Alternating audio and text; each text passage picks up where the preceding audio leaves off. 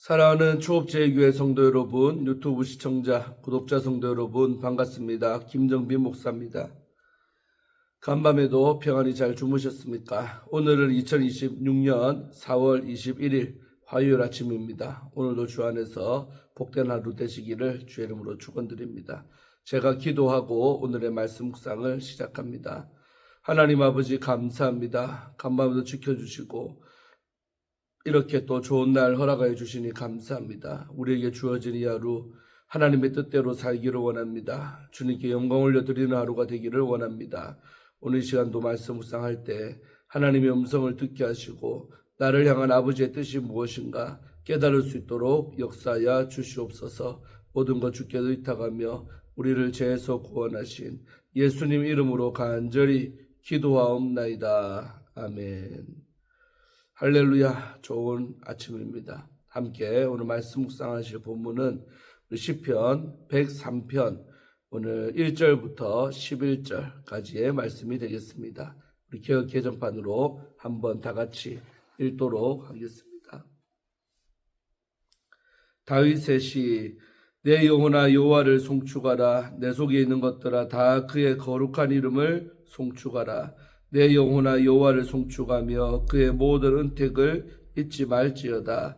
그가 내 모든 죄악을 사하시며 내 모든 병을 고치시며 내 생명을 파멸해서 속량하시고 인자와 긍휼로 관을 세우시며 좋은 것으로 내 소원을 만족하게 하사 내 청춘을 독수리같이 새롭게 하시는도다. 여호와께서 공의로운 일을 행하시며 억압당하는 모든 자를 위하여 심판하시는도다. 그의 행위를 모세에게 그의 행사를 이스라엘 자손에게 알리셨도다.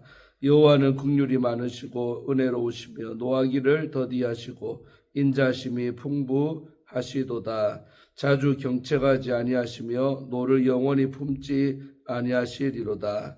우리의 죄를 따라 우리를 처벌하지 아니하시며 우리의 죄악을 따라 우리에게 그대로 갚지는 아니하셨으니 이는 하늘이 땅에서 높음 같이 그를 경외하는 자에게 그의 인자하심이 크심이로다. 아멘. 네, 오늘 먼저 본문 말씀 주의할 때 은혜 받으시기를 바랍니다.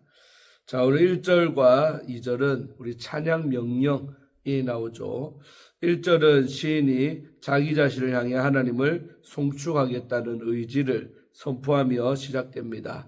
내 영혼아 라는 호소와 함께 언급되는 내 속에 있는 것들은 히브리적 사고에서 감정과 의지가 자리한 내장 기관들을 가리키며 또 찬양이 인식이나 감정의 차원을 넘어 의지적인 결단임을 드러냅니다. 이는 시인이 자신의 생명력과 내적 역량 전체를 하나님 찬양에 참여시키고자 함을 보여줍니다.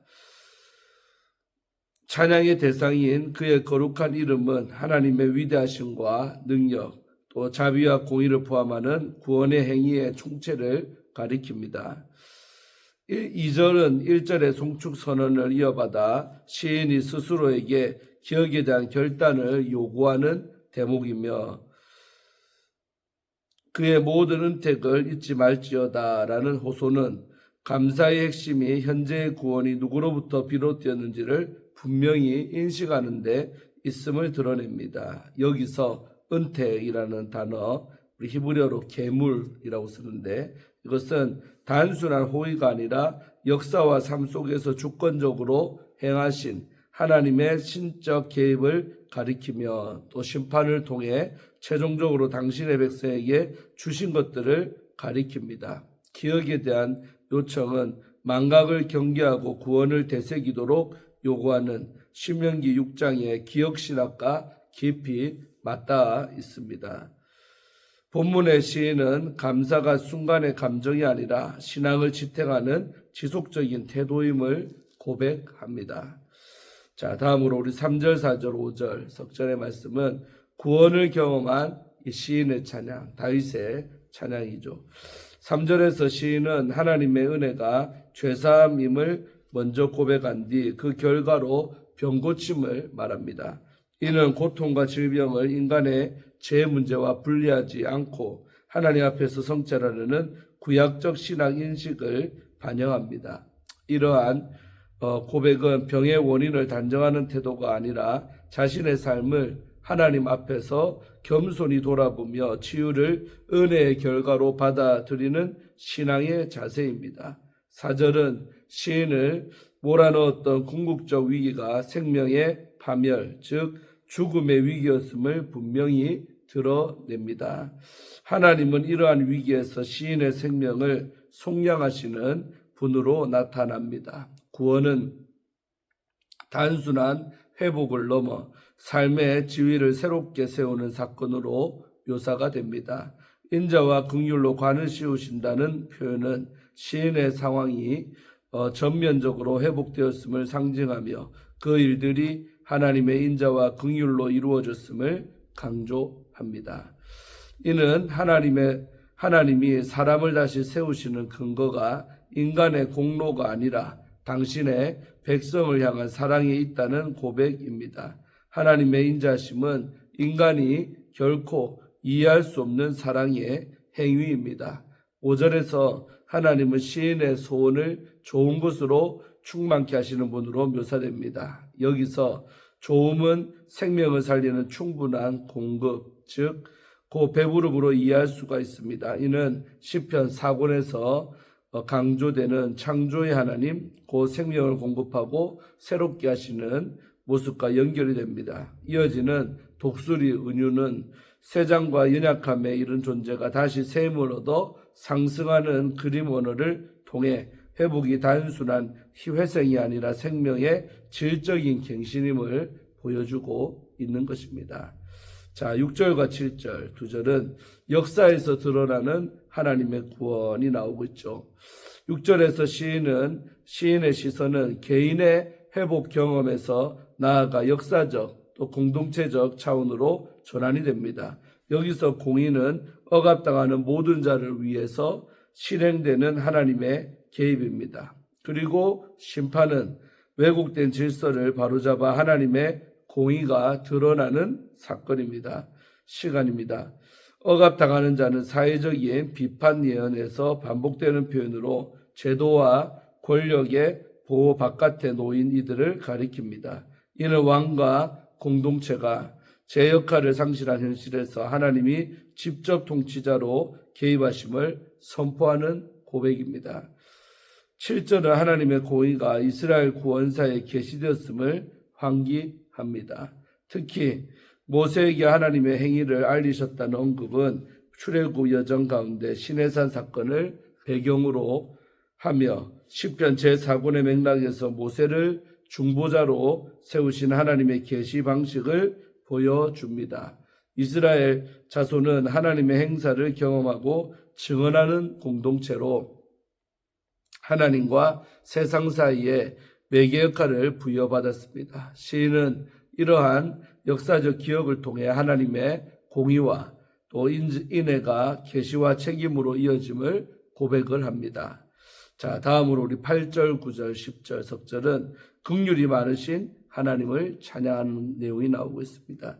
8절은 출애굽기 34장 6절에 게시된 이른바 은혜 공식을 인용하며 시편 103편 전체를 해석하는 신학적인 기준점을 형성합니다. 이 공식은 하나님의 성품을 긍휼과 은혜, 또 오래 참으심과 풍성한 인애로 이해하며 앞선 3절과 4절의 개인적인 위기와 또 6절과 7절의 공동체적 현실을 용서와 회복의 관점에서 재해석합니다.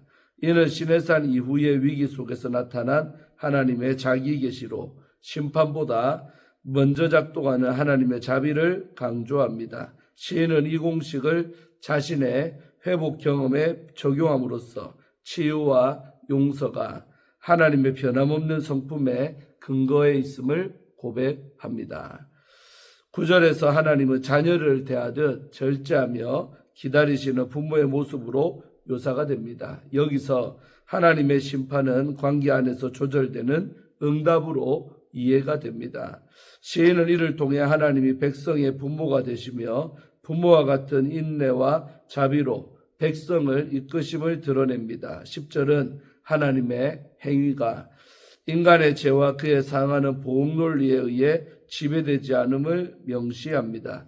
여기서 진노는 의도적으로 제한되고 유보된 심판으로 나타납니다. 이는 행위, 결과, 보응이라는 도식을 중단시키고 하나님의 통치가 용서와 인내를 우선 원리로 삼고 있음을 드러냅니다. 본문은 이 구원이 인간의 행위가 아니라 하나님의 자유로운 은혜의 결정에 근거함을 선포합니다.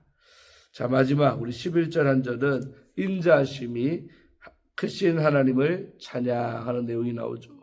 11절은 하나님의 인애를 하늘과 땅의 거리로 표현을 하며 그 압도적인 크기와 범위를 우주적 차원에서 드러냅니다. 이 인애는 하나님을 경외하는 자들을 감싸는 통치의 양상으로 제시가 되며 다음 단락으로 나아가는 전환점이 됩니다. 아멘.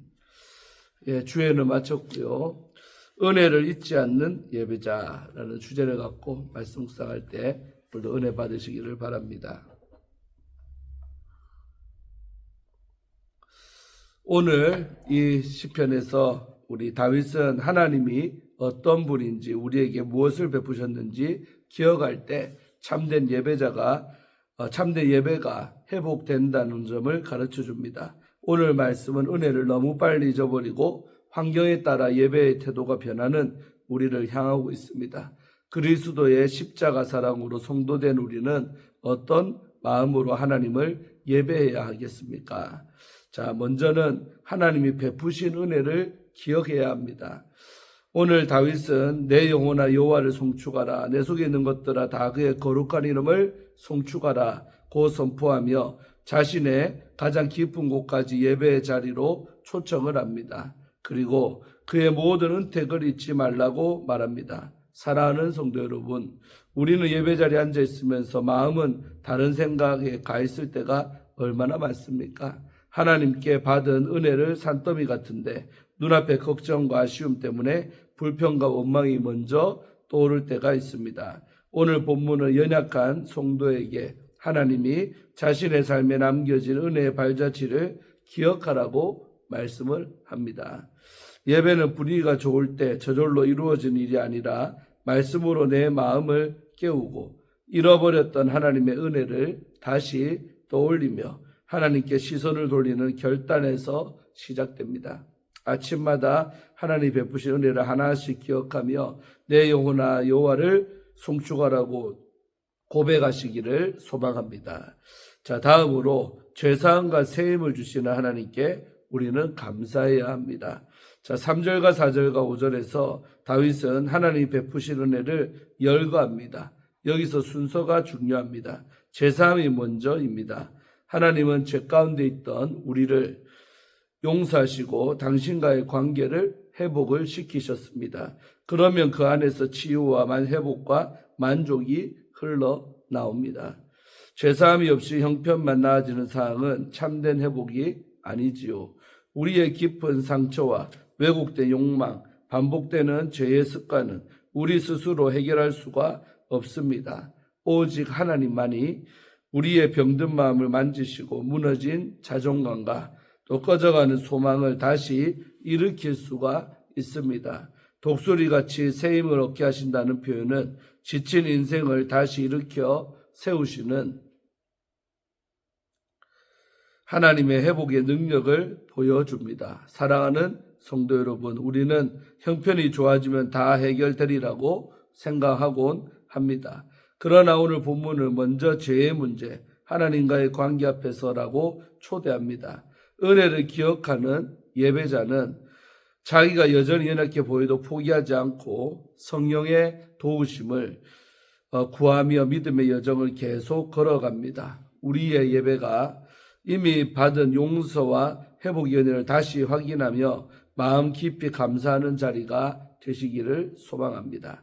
마지막으로 은혜와 공의를 행하시는 하나님을 예배해야 합니다. 하나님은 학대받는 자들의 억울함을 풀어주시고 모세와 이스라엘에게 당신의 길과 행하심을 알리셨으며 자비롭고 은혜로우시며 노하기를 더디하시며 인자하심이 풍성하신 하나님이십니다.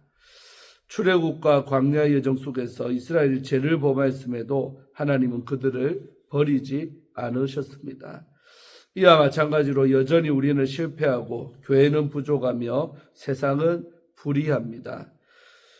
그러나 예배자된 우리는 공의를 행하시되 은혜로 인도하시는 하나님만을 바라보아야 합니다. 참된 예배는 죄를 인정하며 회개하되 그보다 크신 하나님의 인자하심을 신뢰하며 다시 일어나는 자리입니다.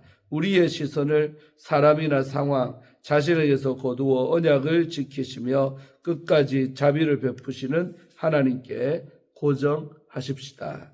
사랑하는 초업제일교회 성도 여러분, 유튜브 시청자 성도 여러분, 오늘 본문을 우리가 어떤 마음으로 예배를 회복해야 하는지를 잘 보여주고 있습니다. 우리는 하나님 베푸신 은혜를 기억하며 죄사함과 또 세임을 주시는 하나님을 붙들고 은혜와 공의를 함께 이루시는 언약의 하나님 앞에 겸손히 엎드려야 합니다. 우리의 형편이 어떠하든지 하나님의 자비를 기억하며 은혜를 잊지 않는 예배자로 서시기를 간절히 소망합니다. 우리의 인생이 하나님을 송축하는 노래가 되기를 간절히 기도드립니다. 아멘.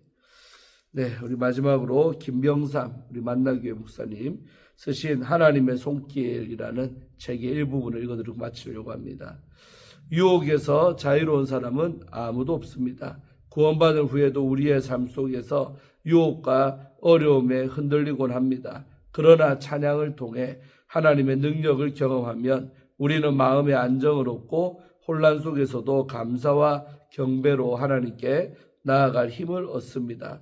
모든 것이 하나님께로부터 났으며 그가 그리스도로 말미암아 우리를 자기와 화목하게 하심을 기억하고 유혹을 이겨내시기를 바랍니다. 실제로 많은 사람이 은혜를 경험하고도 유혹에 흔들립니다. 영국 출신의 선교사 제임스 오 프레이저는 강력한 부르심을 받고 중국과 미얀마 국경을 넘나들며 선교했지만 매 순간 영적 싸움을 해야 했습니다. 그러므로 나의 사랑하는 자들아, 너희가 나 있을 때뿐 아니라 더욱 지금 나 없을 때에도 항상 복종하여 두렵고 떨림으로 너희 구원을 이루라. 우리 빌립보서 2장 12절 이 말씀처럼 구원은 은혜로 주어졌지만 그것을 소유하기 위해 믿음과 수고가 필요합니다. 아멘. 예, 이로써 오늘 큐티를 마치도록 하겠습니다. 제가 기도하고 마치겠습니다. 하나님 아버지 감사합니다. 오늘도 시편 103편 말씀을 통해 은혜 받게 하심에 감사합니다. 정말 우리가 의지적으로 주를 찬양하게 하시고 정말 과거에 받았던 그 은혜를 늘 기억하며 현재를 살아갈 수 있도록 도와주시옵소서. 베푸신 그 모든 은택을 잊지 않는 저희가 되기를 간절히 원합니다. 현재의 상황이 어렵다고 힘들다고 정말 은혜가 없는 것이 아니라 과거에 역사하셨던 그 하나님은 지금도 살아계셔서 우리를 도와주시고 역사하시고 또 해결해 주실 것을 믿습니다. 그렇게 감사하며 살아가는 저희가 다 되게 하시고 정말 하나님 원하시는 예배자의 모습으로 살아가는 우리 모두가 되어야 될 줄로 믿습니다. 함께하여 주시고 오늘 하루도 우리의 삶의 예배를 기뻐받아 주옵소서.